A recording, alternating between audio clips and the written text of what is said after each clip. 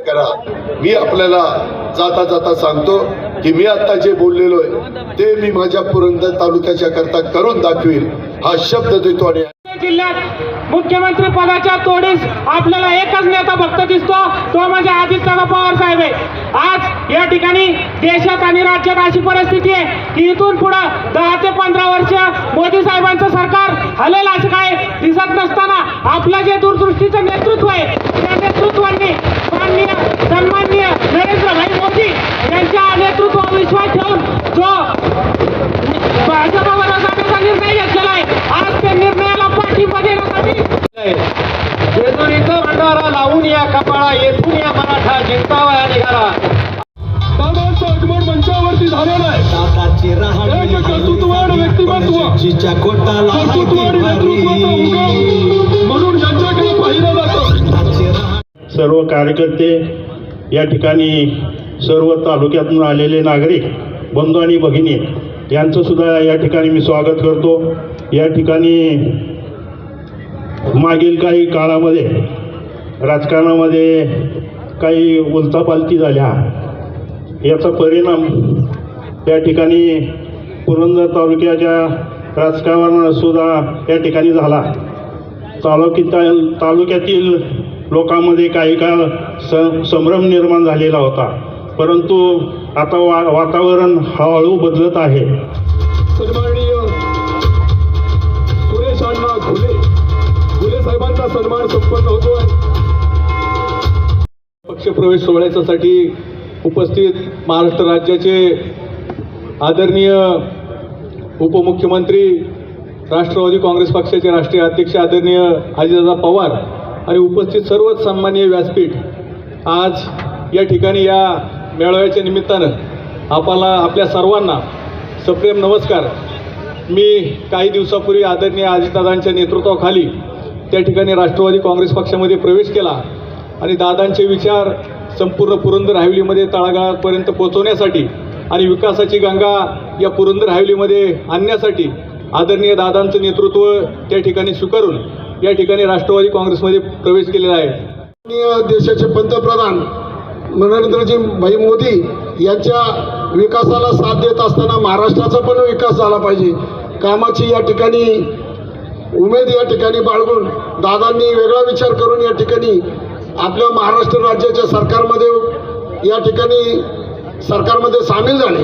याचं एकमेव कारण म्हणजे की महाराष्ट्राचा राहिलेला जो भौगोलिक इतिहास आहे, जे राहिलेलं अनुशेष आहे, हा भरून काढण्यासाठी या ठिकाणी दादांनी हा निर्णय घेतला आणि आपण सर्वच मायबाप जनतेने या ठिकाणी दादांच्या नेतृत्वाखाली राष्ट्रवादी काँग्रेस पक्षाला या ठिकाणी खंबीर साथ दिली। होतोय ज्या पद्धतीने त्यांनी इतर पक्षामध्ये काम केलं त्याच पद्धतीने ते राष्ट्रवादी काँग्रेस पक्षामध्ये प्रवेश करत आहेत। बाळासाहेब कोळेकर यांनी आपले 2 शब्द मनोगत या ठिकाणी व्यक्त करावं अशी मी त्यांना विनंती करतो। त्यानंतर आपल्या समोर विराज कांबळे नियोजन समितीचे सदस्य आपले मनोगत व्यक्त करतील।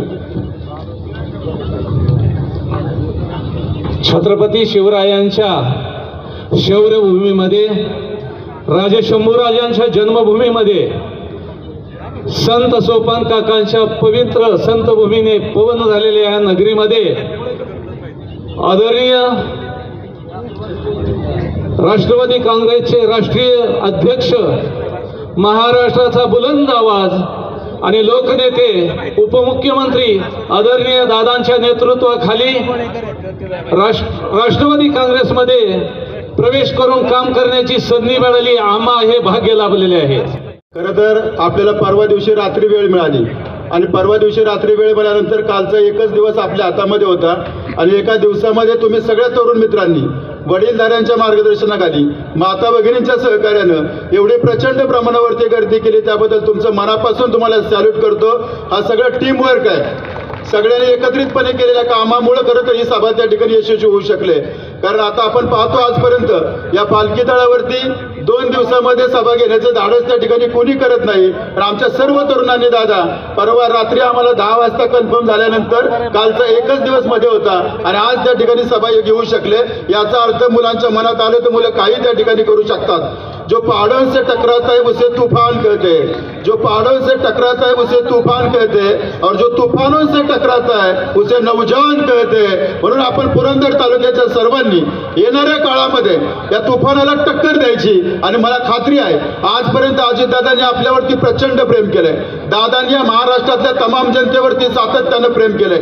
या महाराष्ट्रामध्ये सर्वात मोठी अडचण आली, सर्वात मोठं संकट आलं, एखादा प्रश्न सुटणार नाही असं ज्यावेळेस वाटतं आणि अशा प्रकारचा प्रश्न सुटणार नाही असं वाटतं त्यावेळेस सर्वांच्या समोर एकच नाव येतं, दादांच्याकडे जाऊ. दादांना सांगितलं की हा प्रश्न सुटणार, दादांना सांगितलं की कुठलाही अन्याय त्या ठिकाणी दूर होणार. म्हणजे वरती होणारा अन्याय दूर करण्याचं काम त्या ठिकाणी दादा करतात. पण दादांना ज्यावेळेस संकट येतं, दादांना ज्यावेळेस अडचण येते, दादाही त्या ठिकाणी माणूस आहेत, दादांनाही दुःख आहेत, दादांनाही वेदना आहेत, दादांनाही भावना आहेत. मग आपल्या प्रत्येक हाकेला ओ देण्यासाठी दादा त्या ठिकाणी उभा राहणार असेल तर मला समोरच्या सगळ्या जनतेला विचारायचंय, आज दादांनी आपल्याला हाक दिली, आपण त्या ठिकाणी ओ देणार का? आपण सगळ्यांनी त्या ठिकाणी दादांच्या हाकेला ओ देण्याचं काम केलं पाहिजे. आज उद्याच आचारसंहिता लागू राहते. एप्रिलच्या एंडला किंवा मेच्या फर्स्ट वीकमध्ये लोकसभेची निवडणूक आहे. सर्व राजकीय पक्षाला, सर्व लोकांना ही निवडणूक ही नेहमीसारखी आहे, पण राष्ट्रवादी काँग्रेस पार्टीला ही निवडणूक जरा वेगळी आहे. ती का वेगळी आहे इथं बसलेल्या प्रत्येकाला माहिती आहे. मी त्या खोलामध्ये, त्या तपशिलामध्ये जाणार नाही, पण दादांनी घेतलेली भूमिका हा विषय मला सांगायचा आहे. गेले अनेक वर्ष, गेली 50-60 वर्ष या राज्याच्या राजकारणामध्ये, देशाच्या राजकारणामध्ये जे आपलं व्यक्तिमत्वाने जे प्रभाव टाकला, त्या व्यक्तिमत्वाला प्रभावित होऊन तुम्ही आम्ही सर्वांनी या ठिकाणी आजपर्यंत त्यांचं काम केलं. आता जे काही उद्या आमच्या विरोधात ज्या काही खासदार पुढे येणार आहेत त्याही तुम्ही आम्ही सर्वांनी दादांच्या आदेशाप्रमाणे या ठिकाणी त्यांना वरवर निवडूनही दिलं. जे पण काही काम या पुणे जिल्ह्यामध्ये असेल, राज्यामध्ये असेल, प्रत्येक तालुक्याच्या प्रत्येक भागामध्ये असेल, दादांनी त्या ठिकाणी बसून ते सगळी विकासाची कामं केली आणि ती विकासाची कामं आम्ही केली म्हणून सांगत आज या ठिकाणी समोरची लोक येत आहेत. मला आपलं सर्वांना या ठिकाणी सांगायचं आहे की विकास इज इक्वल टू अजितदादा हे सूत्र आहे. उभ्या महाराष्ट्राला माहिती आहे, सर्व राजकीय विरोधकांना सुद्धा माहिती आहे. तेव्हा एक विकास पुरुष म्हणून जर बघितलं त्यांच्याकडं, त्यांचं जर संबोधन केलं तर ते चुकीचं होणार नाही. अशा पद्धतीनं झपाट्यानं आणि सकाळी पहाटे 6 माणसं झोपेत असताना दादा विकास कामावरती हजर असतात. प्रशासनावरती घट्ट पकड आहे, दूरदृष्टी आहे आणि सर्वांगीण विकास कसा करायचा. फक्त शेती आणि शेती नाही तर शहरांमध्ये बघा, आज जी काही पुण्यासारख्या शहरामध्ये जी 34 नवीन गावं कॉर्पोरेशन मध्ये आली, त्यांचा अनेक वर्षाचा टॅक्सचा विषय होता. अभ्यासू व्यक्तिमत्व आहे. कुठं नेमकं काय केलं पाहिजे तर म्हणतात ताप ओळखणारं, इतकं क्षणार्धात निर्णय घेणारं हे व्यक्तिमत्व आहे. प्रचंड वेग आहे, निर्णय घ्यायला वेग आहे आणि या वेगामुळं दादा संपूर्ण देशामध्ये प्रसिद्ध आहेत.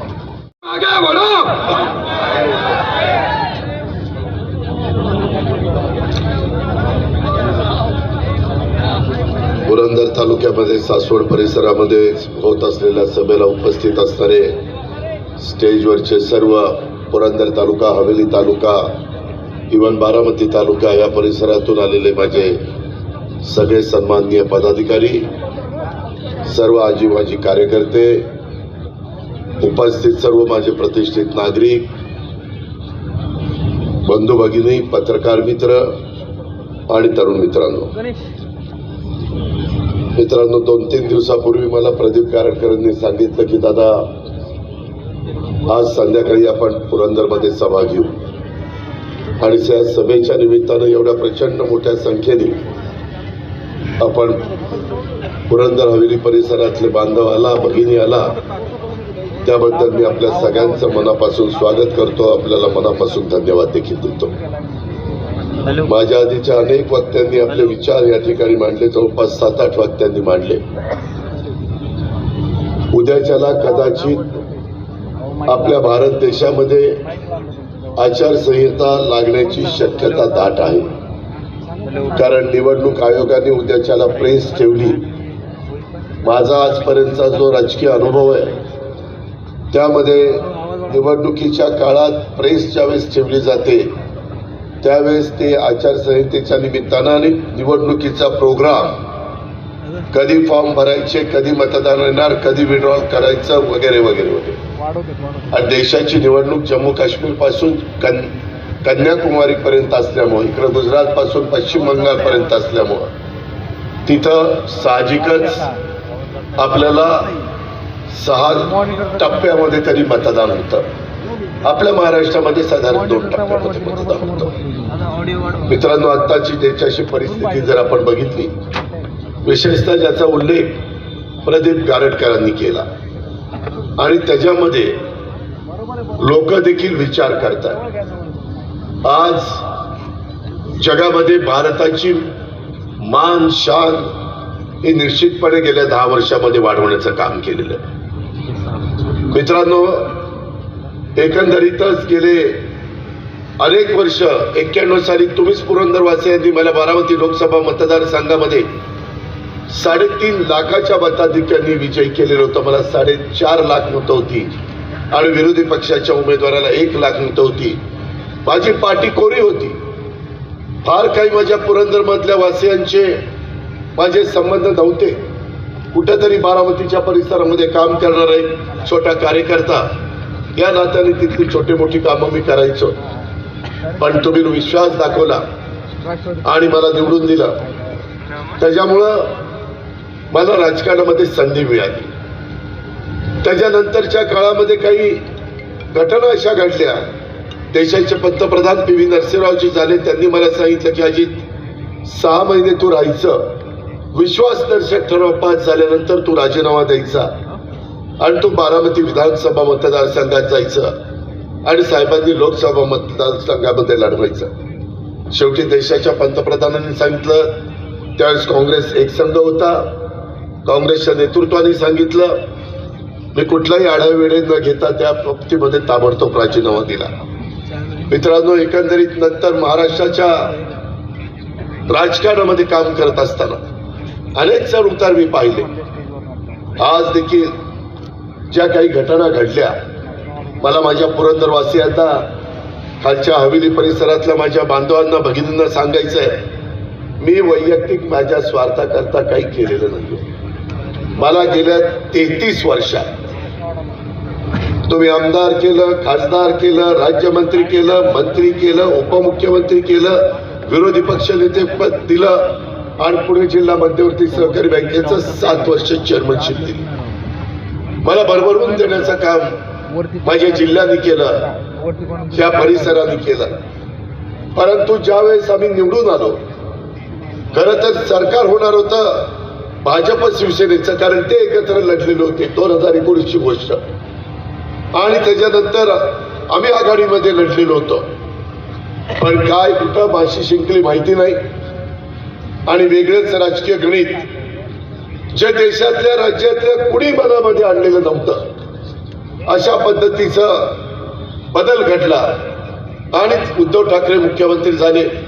मी त्यांच्या मंत्रिमंडळामध्ये उपमुख्यमंत्री म्हणून काम केलं. करोनाचा काळ आम्ही अतिशय धीराने त्याला तोंड दिलं. लोकांचे जीव वाचवण्याच्या करता पडेल ती किंमत मोजावी लागली तरी चालेल म्हणून सकाळीच मी मंत्रालयामध्ये येऊन बसायचो. जर मंत्रालय चालू नसेल तर महाराष्ट्र ठप्प होईल, अशा प्रकारची भावना माझ्यासारख्या कार्यकर्त्याच्या मनामध्ये निर्माण व्हायची. मला काहींनी सांगितलं, कशाला जाता 8 वाजता 8:30 वाजता, करोना झाला तर वर जावं लागेल, काय राहणार नाही.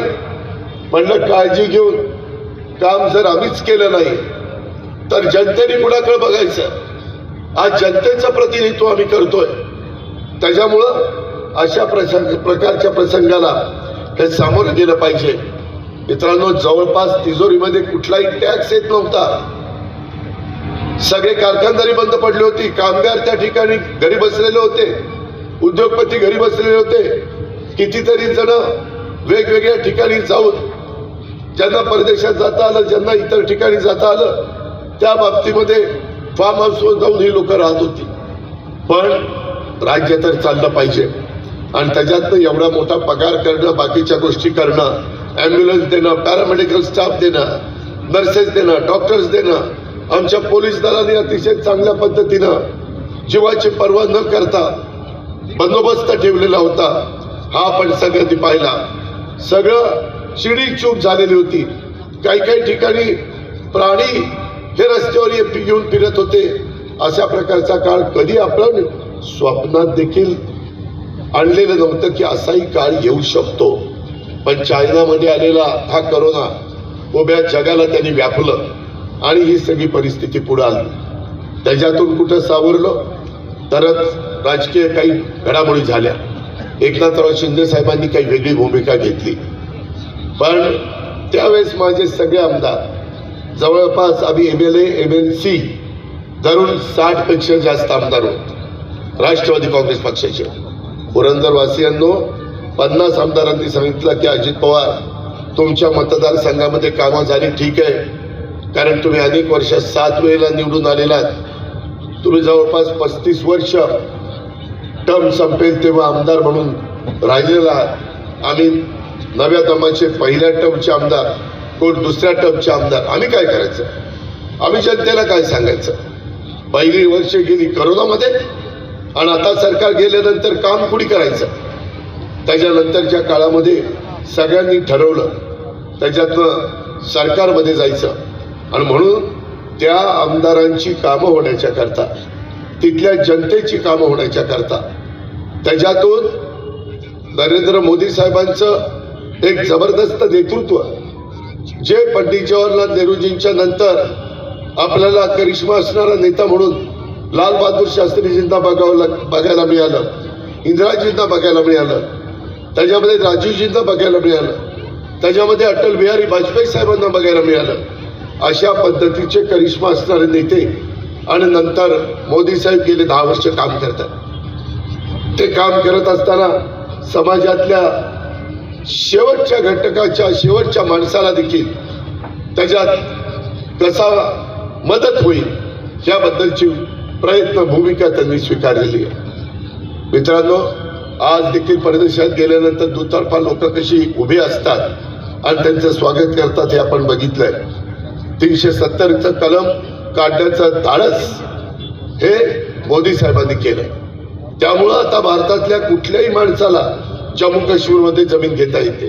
पूर्वी जमीन घेता येत नव्हती. त्याच्यामध्ये कायदाच 370 होता, कलमच 370 होता. एवढ्यावर नाही, त्याच्यामध्ये 500 वर्ष श्रीरामाचं मंदिर बांधलं गेलेलं नव्हतं. त्याच्यामध्ये ते बांधलं गेलं.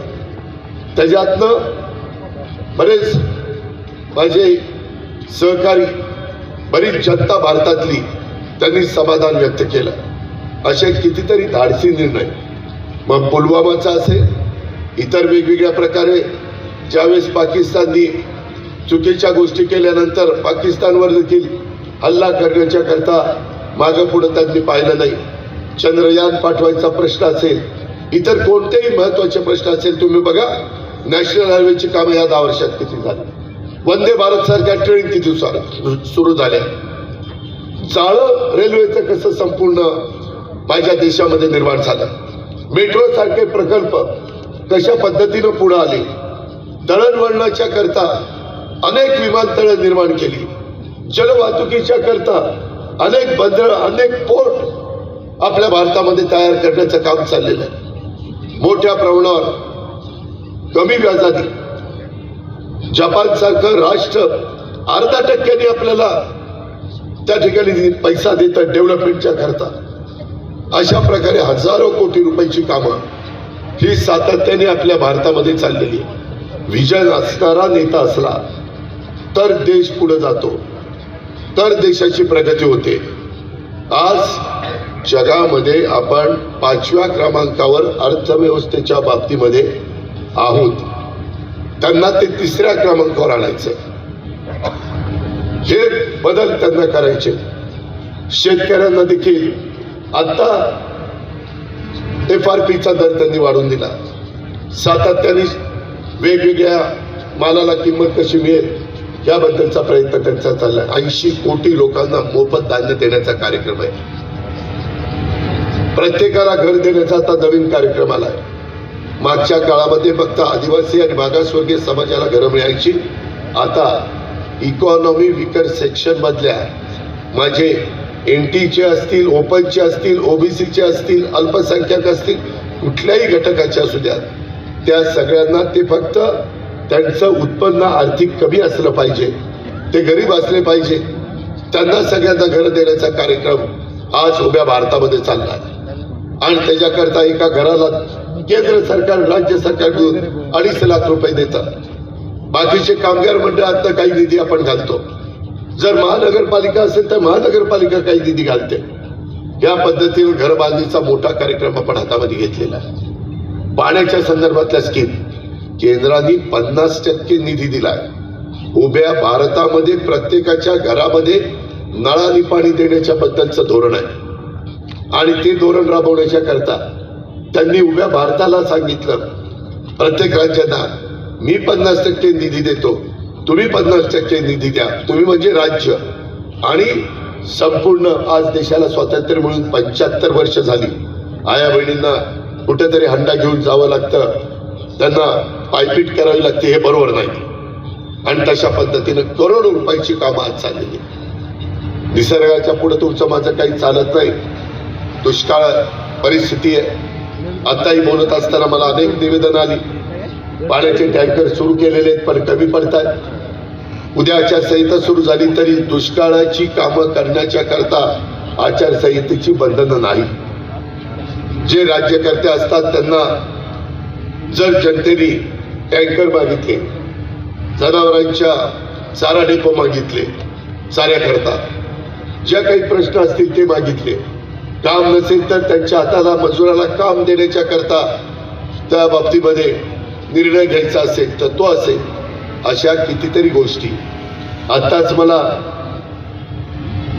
उपाध्यक्ष पीडीसीसी बँकेचे सुनील चांदेरन, अध्यक्ष दिगंबर दुर्गाडे सांगत होते की दादा, कालच सरकारने कळवलेलं आहे शेतकऱ्यांचं पीक कर्जाचं व्याज त्या ठिकाणी घेऊ नये, त्याच्यामध्ये एक मदत म्हणून तशा प्रकारचा आदेश काल काढण्यात आलेला.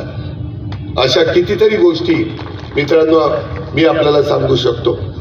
कांद्याच्या बद्दलची परिस्थिती थोडी वेगळी आहे. कांद्याच्या बाबतीमध्ये मी देखील अलीकडे तुमच्या सगळ्यांच्यामुळं मला एकनाथराव शिंदेंना, देवेंद्र फडणवीस साहेबांना पंतप्रधानांच्या कार्यक्रमाला महाराष्ट्रामध्ये प्रोटोकॉल प्रमाणे हजर राहावं लागतं. आणि त्यावेळेस आम्ही काही चर्चा करत असतो किंवा त्यांचं वेलकम होत असताना काही चर्चा होते. ते जाताना देखील आपण निरोप देतो तेव्हा चर्चा होते. त्यामध्ये माझा कांदा उत्पादक शेतकरी पुणे जिल्ह्यामध्ये, माझ्या नाशिकमध्ये, वेगवेगळ्या भागामध्ये, जिरायत भागातल्या लोकांना 2 पैसा मिळवून देणारा हे पीक आहे. त्यांनी मला सांगितलं की जरूर शेतकऱ्याला जसा उत्पादन खर्च आहे त्याच्यापेक्षा थोडंसं अधिक मिळालं पाहिजे, त्याला परवडलं पाहिजे, त्याचा प्रपंच चालला पाहिजे, त्याच्या मुलाबाळांना शिकता आलं पाहिजे. पण शेतकरी पिकवणारा कांदा उत्पादक 5%, कांदा खाणारा 95%, त्यालाही कांदा परवडला पाहिजे. म्हणून उत्पादक आणि ग्राहक यांचा समन्वय कसा साधायचा.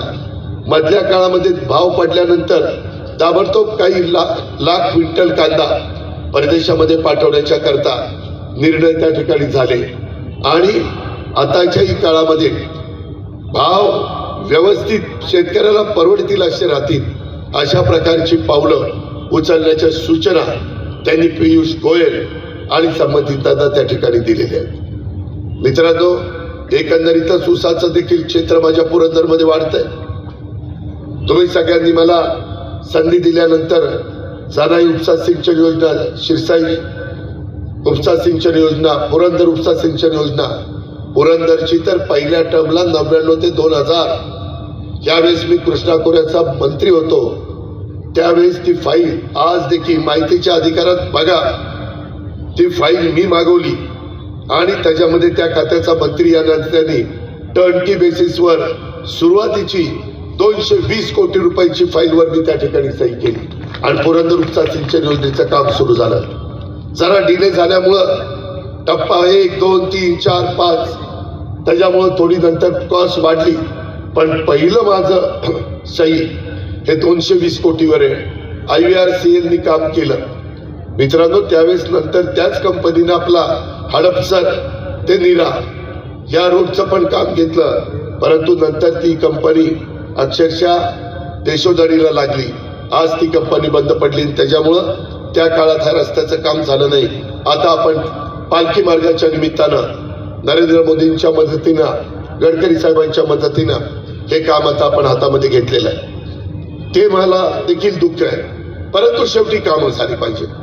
आज देखील वेगवेगळ्या भागामध्ये निधी मिळाला तर प्रश्न सुटतील. त्याच्या संदर्भामध्ये राज्य सरकारच्या विचाराचा आमदार निवडून गेला तर कामं मोठ्या प्रमाणात होतात.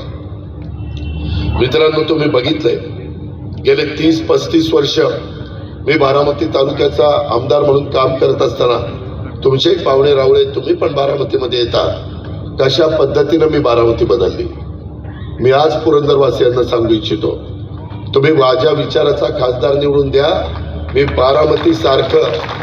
बारामती एवढं नाही कारण त्याला फार वर्ष लागतात, परंतु बारामतीमध्ये जशा पद्धतीनं कामं केली तुम्ही बारामतीचं त्या बाबतीमधलं एस टी स्टँड बघा, इमारती बघा. इथल्याही प्रशासकीय इमारतीला परवा मी फर्निचरच्या करता निधी दिलाय. ते झाल्यानंतर तेही काम आपल्याला उद्घाटन करून सुरू करायचं आहे. एकंदरीतच आपल्या पुरंदर उपसा सिंचन योजनेला अनेक वर्ष झाल्यामुळं आपले पंप, आपल्या इलेक्ट्रिक मोटारी खराब होत आहेत. त्याच्या संदर्भामध्ये पाईपमध्ये कधी कधी अडचणी येत आहेत. बंद पाईपलाईन बंद, वेगवेगळ्या भागामध्ये पाणी गेलं तर लवकर पाणी जाईल. त्याच्या बाबतीमध्ये ड्रेनेजचं पाणी येतं, त्याच्यावर पाणी कधी कधी वास मारतंय. मी तिथं अधिकाऱ्यांना सांगतो की सिवरेज ट्रीटमेंट प्लांट लावा.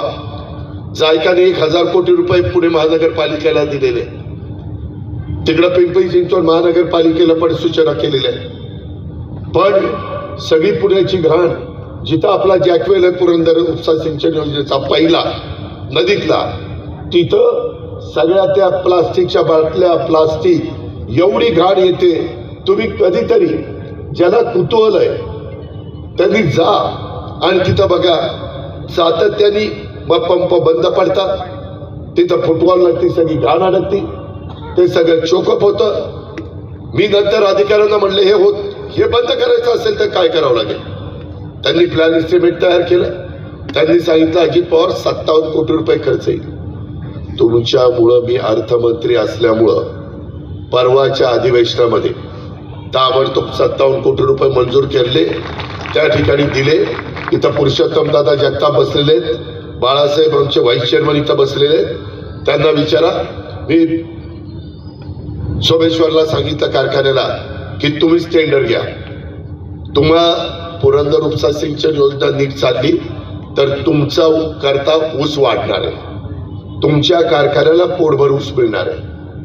त्याकरता ती चांगली चालली पाहिजे. मित्रांनो, तेवढ्यावर मी नाही थांबलो. मी आता सनाईलाही पैसे दिले, त्याच्यामध्ये शिरसाईलाही पैसे दिले. ते पैसे दिल्यानंतर माझ्या लक्षात आलं की हे फार अवघड काम आहे.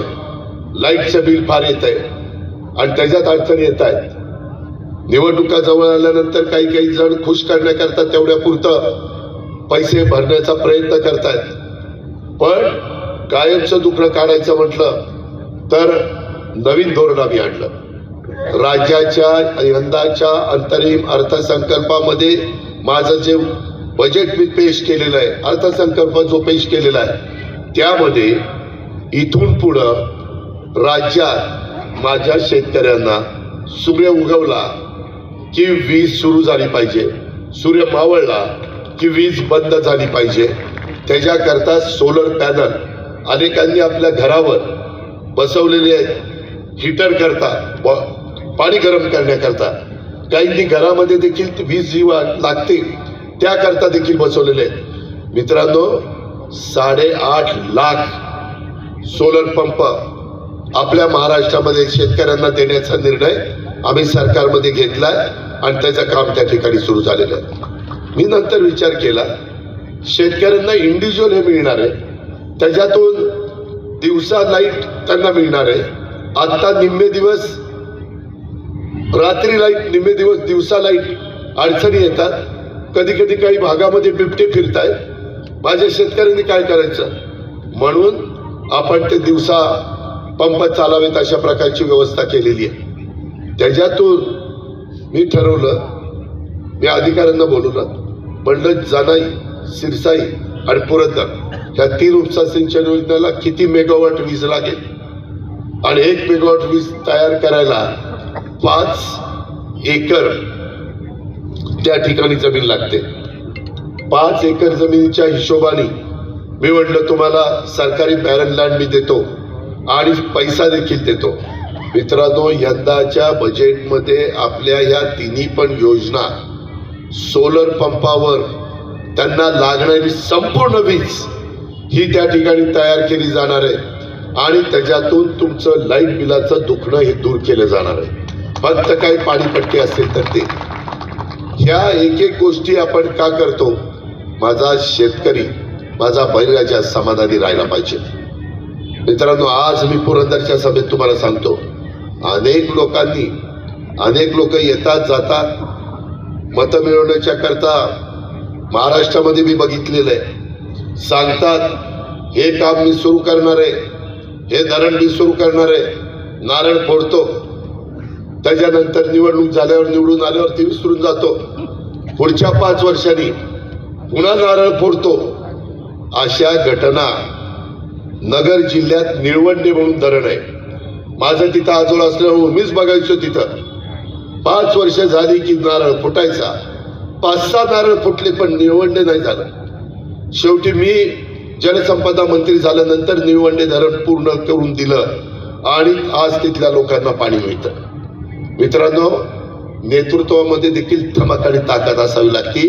प्रशासनाला सांगून प्रशासनाने पण त्याचं ऐकलं पाहिजे. आज तुम्ही अनेक जण माझ्याकडं कामाच्या निमित्तानं येत असतात.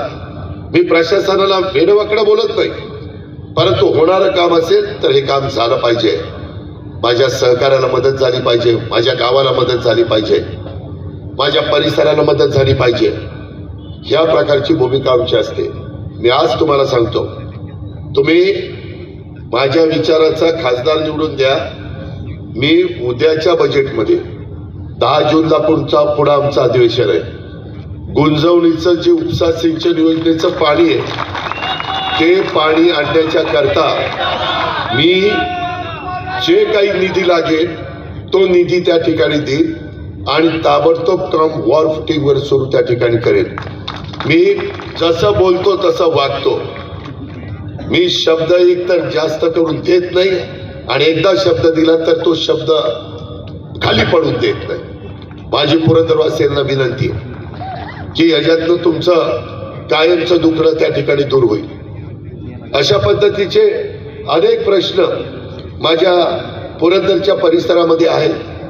त्या प्रश्नाची सोडवणूक MIDCच्या संदर्भात आता हिंजवडीला IT सगळं भरून गेलेलं आहे. पुण्याच्या जवळ असणारा माझा पुरंदर तालुका आहे. इथं पण IT जर सुरू करायचं म्हटलं तर आपण मेट्रो देखील आम्ही सासवडपर्यंत आणायचा माझा प्लॅन आहे. मी मधी कालच्या बजेट मंत्रिमंडळाच्या मीटिंगमध्ये मधल्या काळामध्ये जे कबूल केलेलं होतं ती चांदणी चौकापर्यंत मेट्रो वाढवायची, तिकडं वाघोलीपर्यंत वाढवायची, इकडं कात्रजपर्यंत वाढवायची. त्या सगळ्याच्या मंजुऱ्या राज्य सरकारच्या घेतल्या. 20% राज्य सरकार, 20% केंद्र सरकार, 10% दोन्ही महानगरपालिका आणि 50% आपलं आर्थिक संस्था. 100% पैसे खर्च करायचे आणि मेट्रो सुरू करायची. या पद्धतीचा रिंग रोड पुणे पिंपरी चिंचवडला दोन्ही शहराला जोडणाऱ्या रिंग रोडची नितांत गरज आहे. मित्रांनो, त्याही जमिनी जवळपास ताब्यात आल्या, थोड्याशा राहिल्या. आता त्याची टेंडर निघतील. ते निघाल्यानंतर माझा प्रयत्न असा आहे, मुंबईवरून येणारा माणूस, माझ्या सातारा कोल्हापूरवरून येणारा माणूस, नगरवरून येणारा माणूस, नाशिकवरून येणारा माणूस, इकडून निरेवरून येणारा माणूस, तिकडून सोलापूरवरून येणारा माणूस, कुणी त्याला पुण्यात काम नसेल आणि सोलापूर रोडवाल्याला तिकडं नगर रोडला जायचं असेल त्यानं त्यांनी शहरात न येता रिंग रोडने तिकडे जायचं. पुढं त्याला मुंबईला जायचं असेल, नाशिकला जायचं असेल, गोल रिंग रोड आहे, भला मोठा केला आहे, 100 फूट रुंदीचा आहे. त्याच्यामध्ये नंतर टप्प्याटप्प्याने तिथं रेल्वे पण फिरवणार आहे, जेणेकरून ज्यांना वेगवेगळ्या स्टेशनवर उतरायचं ते तशा पद्धतीने उतरतील. मित्रांनो, ह्या पद्धतीची कामं आपण हातामध्ये घेतलेली आहे आणि तशा प्रकारचे आम्ही पुढे जातोय. सोमेश्वर सहकारी साखर कारखान्याच्या बद्दल अधिक माझ्या शेतकऱ्यांनी मला निवेदन दिले की आमचा ऊस लवकर घेऊन जा. तुम्ही पुरुषोत्तम दादा बाळासाहेब दोघंही स्टेजवर आहात. मला माहिती आहे सोमेश्वर सहकारी साखर कारखान्याचं 12.25 लाख टन क्रशिंग झालेलं आहे. पुरंदर हा गट नंबर 6 मध्ये जातो. पुरंदरला 2 लाख मेट्रिक टन हा माझा पुरंदर तालुका सोमेश्वर सहकारी साखर कारखान्याला ऊस देतो. आता देखील जवळपास 40,000. पुरंदरमधील दुष्काळी परिस्थिती पाहून कारखान्याने तोडणी प्रोग्राम हा आता आखलेला आहे. बारामती आणि इतर भागामध्ये देखील तशाच पद्धतीने जिरायत भागात आम्ही आखणी केली, कारण मी काल परवा बारामतीच्या जिरायत भागामध्ये होते. दुष्काळी पट्ट्यातला ऊस लवकर तोडा अशा प्रकारच्या सूचना मी पुरुषोत्तम दादा आणि बाळासाहेब कामठ्यांना त्या ठिकाणी केलेल्या आहेत आणि तशा पद्धतीची अंमलबजावणी चेअरमन आमची विनंती आहे की ते ताबडतोब त्याची अंमलबजावणी त्या ठिकाणी करा आणि माझ्या पुरंदरवासियांचं हे दुखणं दूर करण्याच्या करता आपण तातडीनं पावलं त्या ठिकाणी उचला. मित्रांनो, एकंदरीतच ह्या सगळ्या गोष्टी करत असताना आपला सगळ्यांचा प्रचंड फायदा होणार आहे, कारण लोकप्रतिनिधी निवडून गेल्यानंतर त्या लोकप्रतिनिधीच्या वतीनं खरोखरीच विकासाची कामं होणार आहे का हे जरा तपासा. मी काय एवढा अधिकार म्हणून सांगतो, पुरंदरवासियांनो, एकनाथ शिंदे आणि देवेंद्र फडणवीस साहेबांनी माझ्याकडं अर्थ मंत्रालय दिलेलं आहे. 6 लाख कोटीचा अर्थसंकल्प माझ्या ताब्यामध्ये असतो. शेवटी मला मुख्यमंत्र्यांचं ऐकावं लागतं, त्याबद्दल दुमत नाही, तो त्यांचा अधिकार आहे. पण मी उद्या ठरवलं तर त्याच्यातला त्या डिपार्टमेंटचा मंत्री म्हणून माझाही काही अधिकार आहे. इथं मधल्या काळामध्ये आपल्या जी खालची गावं आहे, पुणे महानगरपालिकेमध्ये नव्याने समाविष्ट 34 गावं, त्यांचा निवासी तसंच बिगर निवासी मिळकतींना पूर्वी ग्रामपंचायती होत्या, त्या मिळकतकरांच्या 3 पट ते 10 पट मिळकत कर आकारणी म्हणजे खरोखरीच त्या लोकांच्यावर अन्याय. शास्ती करायचा एक अन्याय आणि जवळपास 3 पट ते 10 पट हा मिळकत करायचा अंदाज. मी त्याला पहिलं गेल्यानंतर मुख्यमंत्र्यांना सांगून स्थगिती दिली, तुम्ही विचारा स्थगिती दिली का नाही. आणि उद्याची आचारसंहिता ज्यावेळेस निवडणुकीची संपेल त्यावेळेस आम्हाला अध्यादेश काढावा लागेल.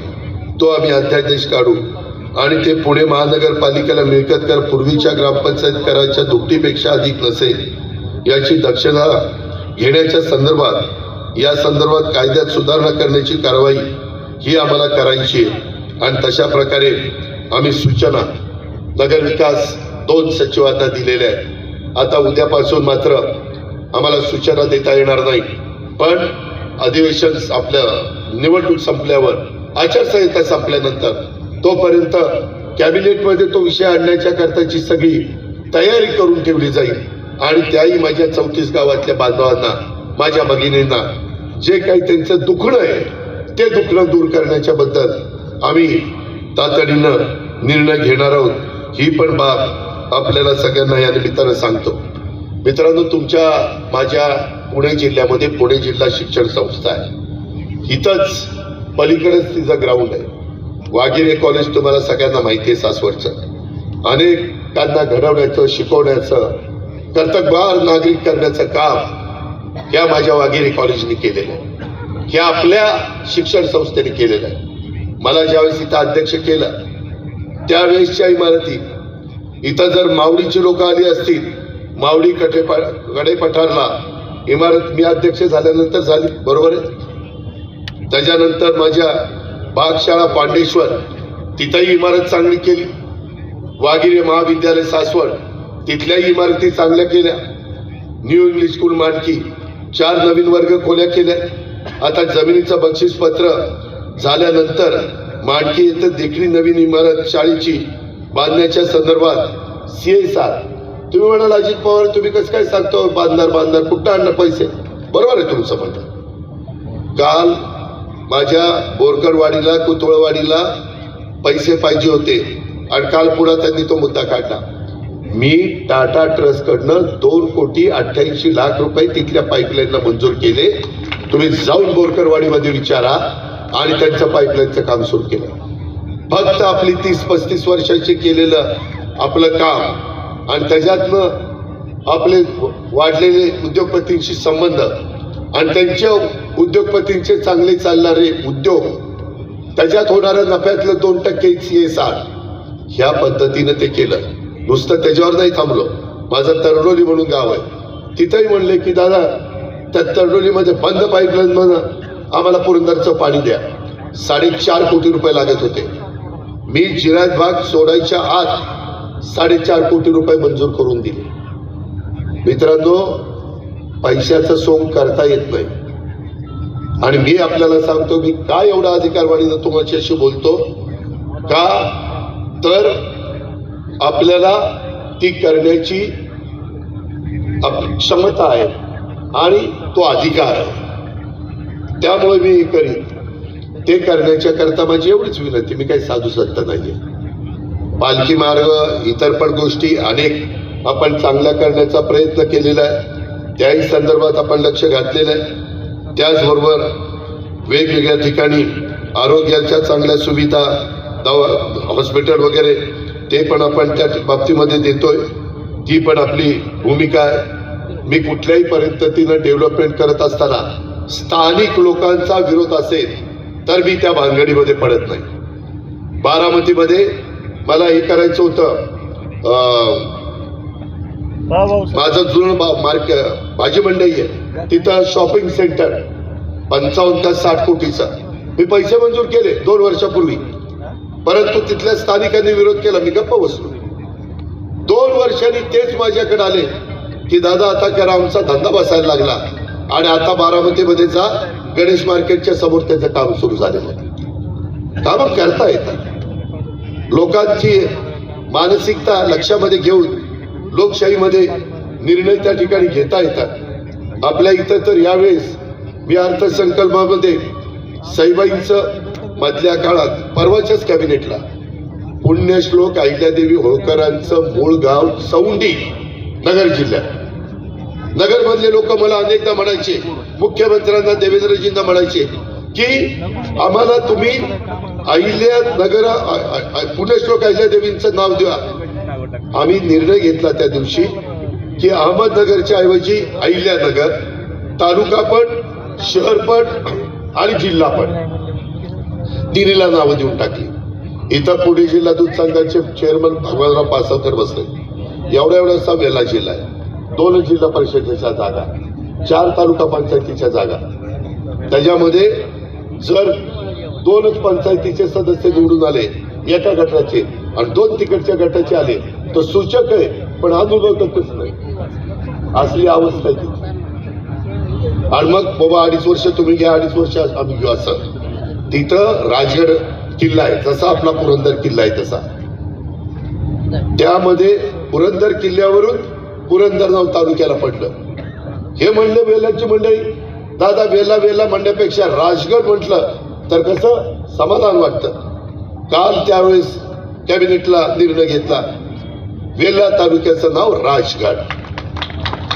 ही क्षमता महायुतीच्या सरकारमध्ये, हे धाडस महायुतीच्या सरकारमध्ये.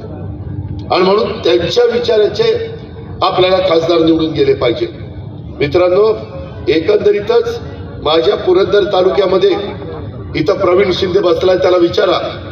मी अनेक जिल्ह्यामध्ये वेगवेगळ्या प्रकारचे महावितरणची कामं केली. बोपगावला 33/11चं सबस्टेशन मी पूर्ण केलं. मांडकीचं 33/11चं पूर्ण केलं. बेलसरचं 33/11, दिवा 33/22, विसर्वेचं सबस्टेशन 5 MVAचं कॅपॅसिटी वाढवली. सासवडला सबस्टेशन 5 MVA कॅपॅसिटी वाढवली. 400 kV जेजुरी सबस्टेशनची 501 MVA कॅपॅसिटी वाढवली. 220 kV जेजुरी सबस्टेशनची 50 MVA क्षमता वाढवली. जेजुरी लोणंद जेजुरी नवीन वाहिनी टाकली. जेजुरी लोणंद लोणीकंद जेजुरी नवीन पर्यायी वाहिनी टाकली. ही कामं सगळी आपण केली. मी कधी तुम्हाला सांगायला आलो नाही, पण आज मला सांगायची वेळ आली म्हणून मी तुमच्या समोर बोलतोय. कधी कधी लोकांना माहिती पण नसतं काम कुणी केलं. मी पण फार जाहिरातबाजी करत नाही, पण आज या सगळ्या गोष्टी करण्याचं काम मी राष्ट्रवादी काँग्रेस पक्षाच्या माध्यमातून केलं. माझी आपल्याला विनंती आहे, पुणे जिल्ह्याचा पालकमंत्री म्हणून अनेक वर्ष तुम्ही मला कामाची संधी दिली. आता देखील मी तुमचा पालकमंत्री आहे आणि जिल्ह्याच्या सर्वांगीण विचार मी करतो. तुम्हाला माहिती आहे, मी पालकमंत्री सुरुवातीला झालो 2004 ची गोष्ट असेल. त्यावेळेस पुणे जिल्ह्याचा विकास आराखडा हा फक्त 40 कोटी होता मित्रांनो. आता यंदाच्या वर्ष संपेल उद्याच्या 31 मार्चला 1000 कोटीचा केलाय आणि पुढच्या वर्षी किती कोटीचा माहितीये? 1 एप्रिल पासून नवीन वर्ष सुरू झाल्यानंतर 1250 कोटीचा विकास आराखडा पुण्याचा केला, पुणे जिल्ह्याचा. मला पुणे शहरात आणि पिंपरी चिंचवडला जास्त निधी द्यावा लागत नाही, पण माझ्या 13 तालुक्याला तो निधी जातो. आज अनेक सरपंच अनेक बाकीचे माझे सहकारी किंवा जेजुरीचे आता माझी नगराध्यक्ष मला भेटल्या की दादा तुम्ही मध्ये पाठवलेले जेजुरीचे पैसे आम्हाला नगरपालिकेचे मिळाले. नुसतं ते नाही, छत्रपती संभाजी महाराजांचं 300 कोटी रुपयाच्या स्मारकाचं काम चालू केले. क्रांतीवीर लवजी वस्ताद साळवे त्यांचं स्मारकाचं काम सुरू केलंय.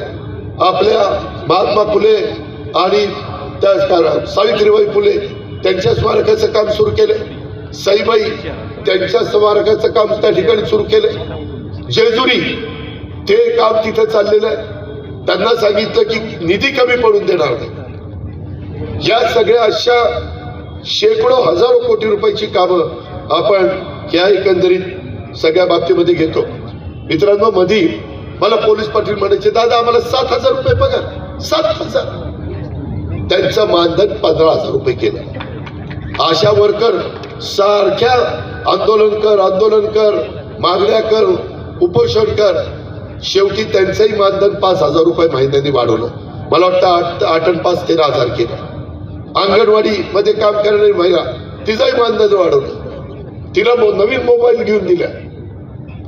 या प्रकारे अनेक अजूनही काही गोष्टी राहिल्या, परंतु त्या देखील आम्हीच लोक करू शकतो हे पण मी आपल्याला सगळ्यांना अतिशय स्पष्टपणे नम्रतापूर्वक त्या बाबतीमध्ये सांगू इच्छितो.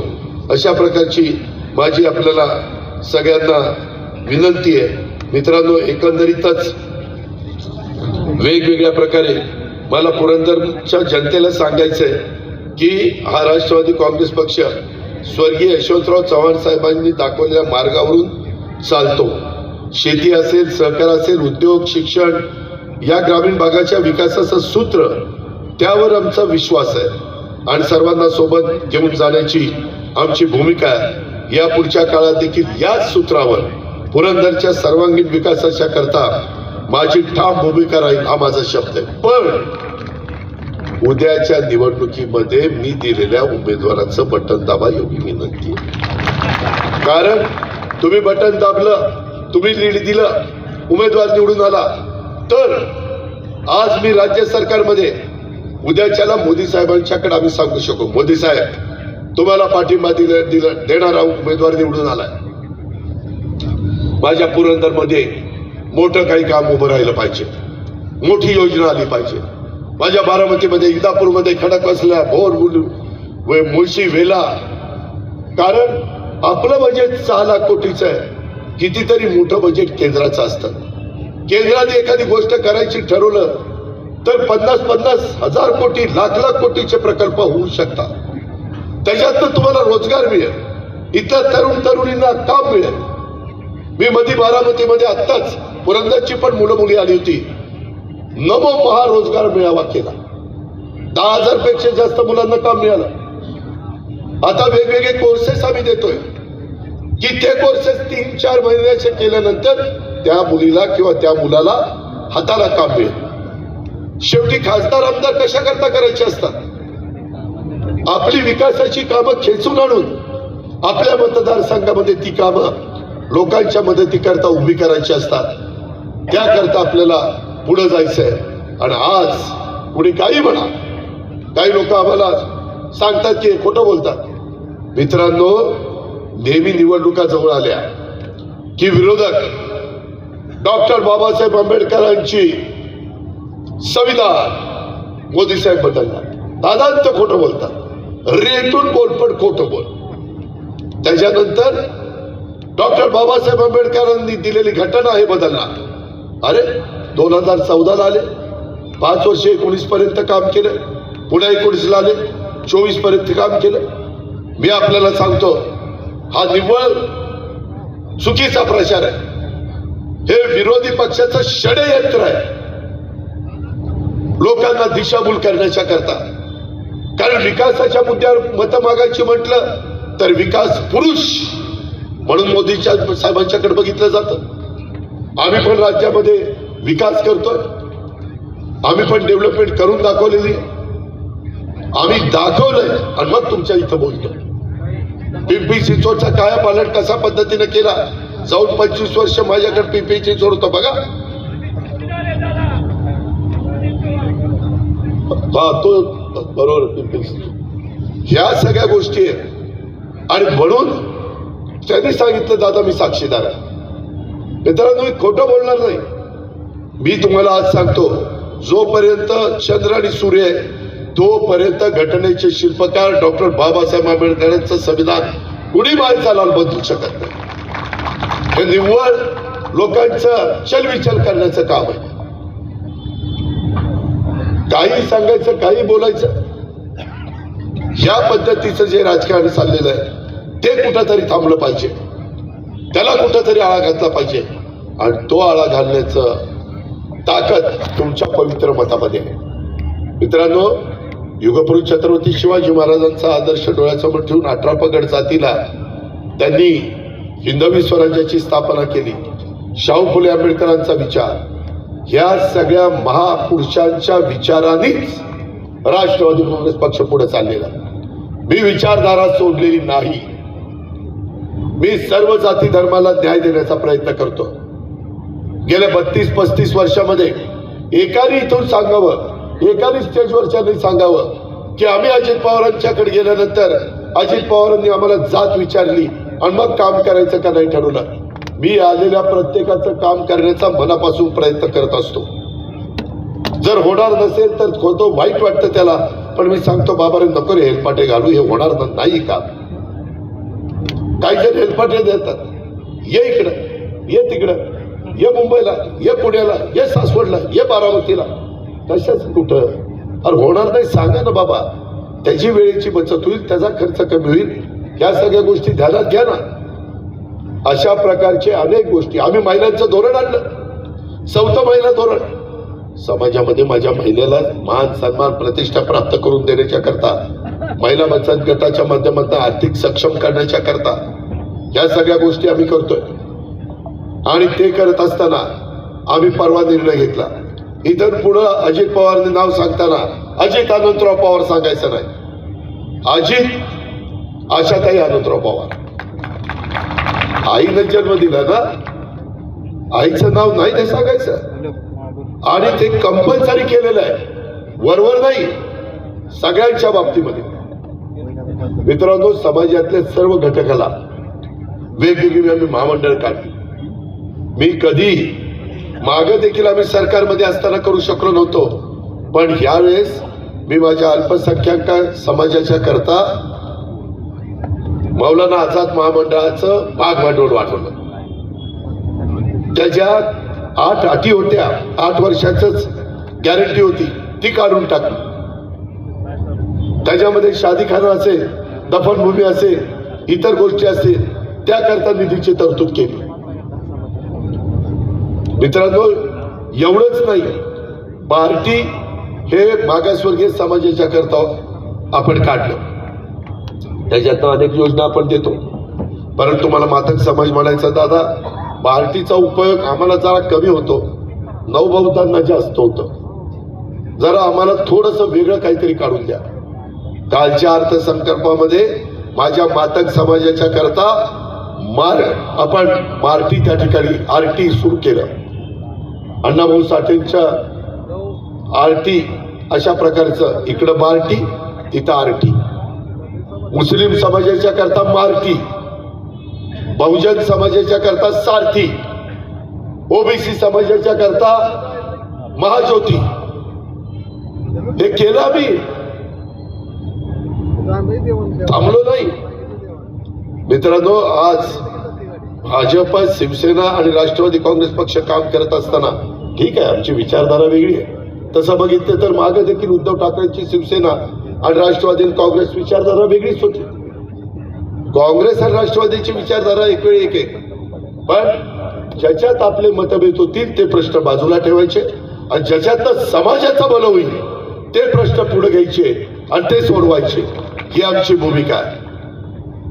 आज देखील इथं आल्यानंतर अनेक म्हणजे सहकारी मित्र त्यांनी आपल्या राष्ट्रवादी काँग्रेस पक्षामध्ये प्रवेश केलेला आहे. त्यांचंही मी या निमित्तानं स्वागत करतो. त्याच्यामध्ये आमचे बाळासाहेब कोळेकर आमच्या बारामतीचे असतील, गणेशाबा ढोरे हे आमचे माजी नगरसेवक असतील, गणेश जगताप यांना तर तुम्ही सगळेजण ओळखता, दत्ताशेठ झुरंगे हे आपले जिल्हा परिषदेचे माजी सदस्य, माझ्या बारामती परिसरातला फिरोज पठाण, त्याच्याबरोबर 50 कार्यकर्ते आलेले. सगळ्या वेगवेगळ्या समाजाला आम्ही त्या ठिकाणी आपलंसं करण्याचं काम करतोय. कारण जातीय सलोखा राहायला पाहिजे. जाती जातीमध्ये, धर्मामध्ये तेढ निर्माण करून समाज एक संघ राहू शकत नाही. मी सातत्याने नेहमी ह्याच पद्धतीचा विचार करत असतो. अधिकाऱ्यांना पण सूचना त्या करत असतो की चुकीचा वागला तर त्याच्यावर ऍक्शन घ्या.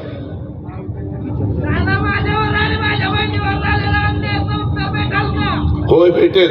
माझं भाषण संपलं तिथं माझ्या गाडीपाशी उभा राहा, संबंधित अधिकाऱ्याला बोलवतो आणि सूचना देतो. ते त्याला तिथं प्रमुख अधिकारी जे कोणी असतील, डीवायएसपी का कोण होतं मगाशी, त्यांनी त्याचं समजून घ्या. तुमच्या हातात असेल तर तुम्ही कारवाई करा. SP साहेबांच्याकडे असेल तर मी आता पुण्याला चाललोय, मी जाता जाता SP साहेबांना सांगेन. मित्रांनो, गरिबाचं काम झालं पाहिजे. त्याच्या संदर्भामध्ये शेवटी लोकांचे प्रश्न सुटले पाहिजे. आपण लोकांच्या करता, आपण स्वतःच्या करता नाहीये. आणि म्हणून खूप काही मी आपल्याला सगळ्यांना सांगू इच्छितो, परंतु वेळ पण बराच झालेला आहे. माझी आपल्याला सगळ्यांना आग्रहाची, नम्रतेची, कळकळीची विनंती आहे. भावनिक कोणी करेल, आणखीन काही सांगेल, ठीक आहे. विरोधी पक्षाने काय सांगावं हा ज्याचा त्याचा अधिकार आहे. लोकशाही कशाचं असलं? अरे तू ऐकलं नाही का बाळा? मी मगाशी काय सांगितलं? हा, द्यायचंय. तू फक्त हो द्यायचंय बाळा, फक्त तू निर्व्यसनी राहा, लगेच गुंजवणीचं पाणी देतो. त्याच्यामध्ये मित्रांनो वेगवेगळ्या असे हौसे नवसे गवशे असतातच ना, गावात असतात, सगळीकडे असतात. सांभाळून घ्यावं लागतं. नाहीतर ते आणखीन काहीतरी तिसरं सांगते की TV वाले तिथंच दाखवतात, हो का अजित पवारांच्या मीटिंगमध्ये असा गोंधळ झाला, महाराष्ट्राला काय माहिती काय झाला. मित्रांनो, एकंदरीतच माझी तुम्हाला विनंती आहे, मला महाराष्ट्रामध्ये फिरावं लागणार आहे. मी तुम्हालाही वेळ देईन, परंतु इथं आम्ही NDAच्या वतीनं तुमच्या समोर येतोय. भारतीय जनता पक्ष, राष्ट्रवादी काँग्रेस पक्ष आणि शिवसेना, एकनाथ शिंदे साहेबांचा पक्ष, ह्याच्यामध्ये रामदास आठवले साहेबांचा पक्ष, अनेक काही मित्र पक्ष असतील.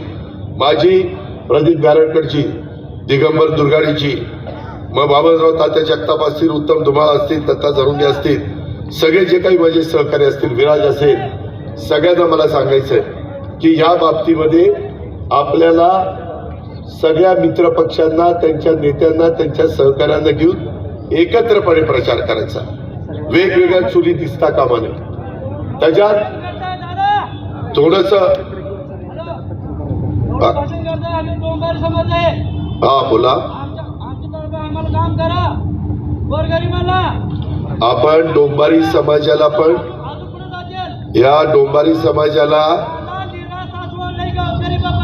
अर्थसंकल्पामध्ये घरकुलाचा कार्यक्रम आपण डोंबारी समाजाच्या करता मंजूर केलेला आहे आणि त्याचबरोबर त्यांना स्वतःच्या पायावर उभं राहण्याच्या करता कर्ज देखील उपलब्ध करून देण्याचं ठरवलेलं आहे.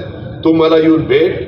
PDCC बँकेचे पण चेअरमन इथं आहे. मी ज्या वेगवेगळी महामंडळ सांगितली त्या महामंडळाच्या बाबतीमध्ये आपल्याला तुला मदत करता येईल. मी मगाशीच सांगितलं असा कुठलाही घटक आपण ठेवलेला नाही की तो वंचित राहील. फक्त जी कागदपत्र लागतील, आधार कार्ड असेल किंवा इतर गोष्टी असतील, ते देण्याचं काम मात्र त्या लाभार्थींनी केलं पाहिजे. अशा प्रकारची माझी आपल्याला सगळ्यांना आव्हान करा. मी आपल्याला जाता जाता सांगतो की मी आता जे बोललेलो आहे ते मी माझ्या पुरंदर तालुक्याच्या करता करून दाखवील हा शब्द देतो आणि या ठिकाणी थांबतो. जय हिंद, जय महाराष्ट्र.